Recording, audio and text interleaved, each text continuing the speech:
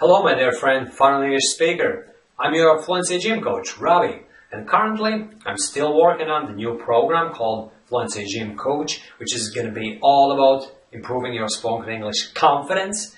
We're not going to focus so much on the technical matters as on your confidence improvement and the things you can do to become a more confident speaker, because fluency is not all about grammar, vocabulary, phraseology, and all those technical matters. It's more about how well you're able to open up your mind, open up your fluency, and speak without any inhibitions, despite making an odd mistake here and there, you just ignore that, you just brush it off, and just speak away confidently.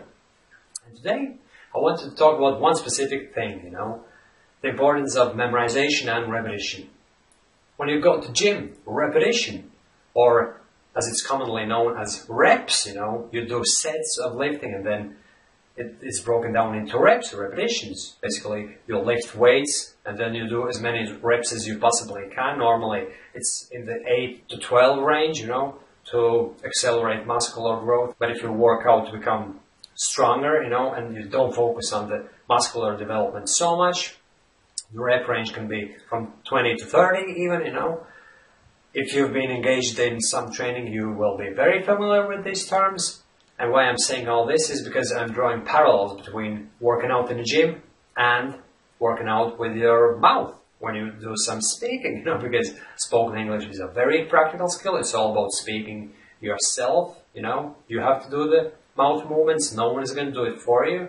And therefore, you have to embrace the concept of speaking as the only way of developing your fluency, and memorization comes into play because it's the same as doing reps with weights in a gym. You make your muscles grow stronger, right? Get stronger, grow. Same way you exercise your mouth. You have to repeat things to ingrain those phrases, those speech patterns into your brain so that it's actually a rhyme. You have to ingrain them into your brain. That could be actually a very good slogan for the Fluency Gym. You have to do a lot of lifting to ingrain those speech patterns into your brain. I will think about it, my friend. But anyway, going back to the matter at hand we're discussing now, repetition is the basic principle, because that way you embed the speech pattern into your mind so that you can speak it out without much thinking later on during those conversations of yours, right? And it's not to be confused with some pointless drilling of vocabulary lists, as it may indeed happen in the traditional English teaching setting, whereby you are required to learn new vocabulary by writing down new word, followed by the translation in your native language, which is even worse, because you just cannot get your native language involved. Because of that, you actually experience all these issues with the translation mode in your mind, whereby you're trying to speak, but at the back of your mind you actually translate from your native language, and the resulting speech is completely distorted, hesitant, and it's unnatural, right? You have to do away with that.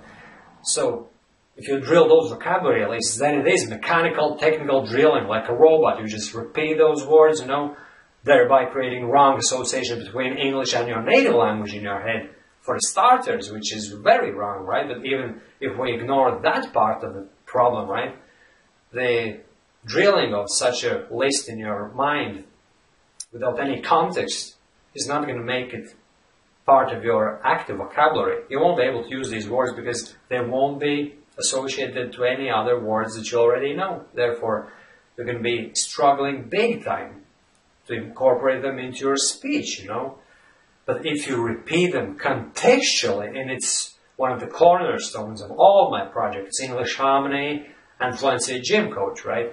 Context is the king, Contextual learning is the only way to go about your spoken English improvement. So basically, if you repeat them and memorize them in context, then it becomes exciting. It's not boring anymore, You will go about that by using your self-practice sessions, where you speak with yourself, incorporate the newly acquired phrases, and repeat them and memorize them by coming up with different sample sentences yourself, and then by telling a story involving those newly acquired phrases again and over again, And that's the natural repetition. That's the natural memorization. I'm not talking about just staring at a list of words or phrases and just hammering them into your brain pointlessly.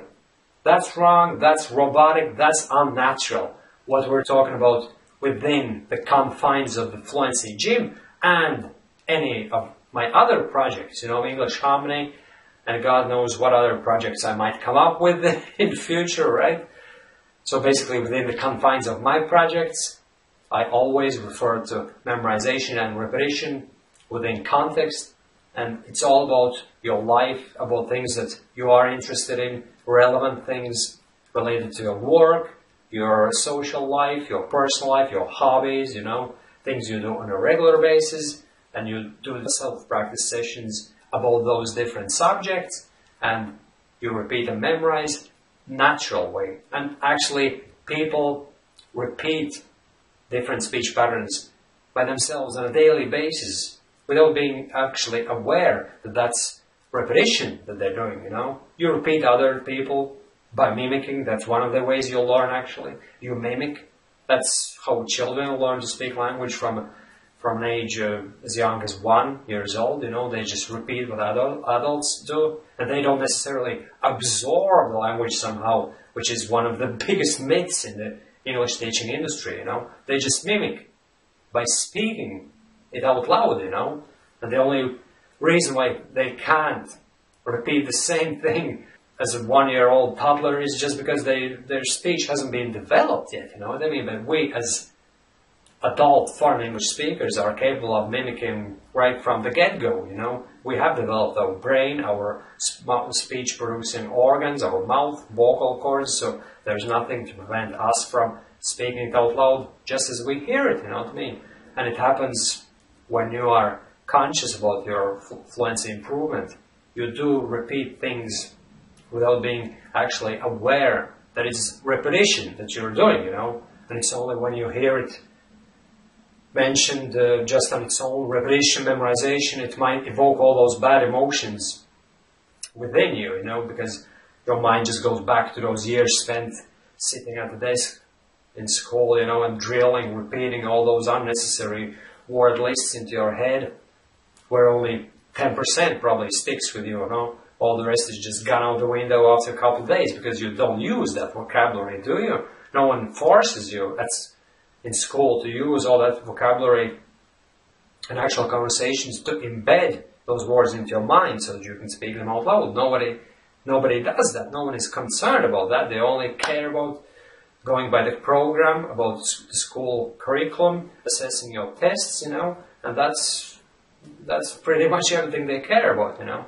What you should care about now, my friend, is go to fluencygym.com website and sign up for the mailing list, and you'll be hearing from me when the Fluency Gym Coach course is being launched to the general public. You will actually hear from me earlier than that. At the moment, I'm in full swing with recording videos. I'm actually tired. You can probably tell it by my demeanor, by my behavior, but by the way I speak now. I'm a little bit struggling with my own fluency at the moment because I've been doing a lot of video recording today. I recorded 3 video lessons. That's about 3 hours of non-stop speaking, And it just goes to show that Fluency Gym is real workout, When you speak, you work out. Your mouth is your muscle. So basically, we're going to be looking at it in the very depth in the Fluency Gym Coach program. Okay, my friend. Thanks for watching this video and see you soon again. Bye-bye.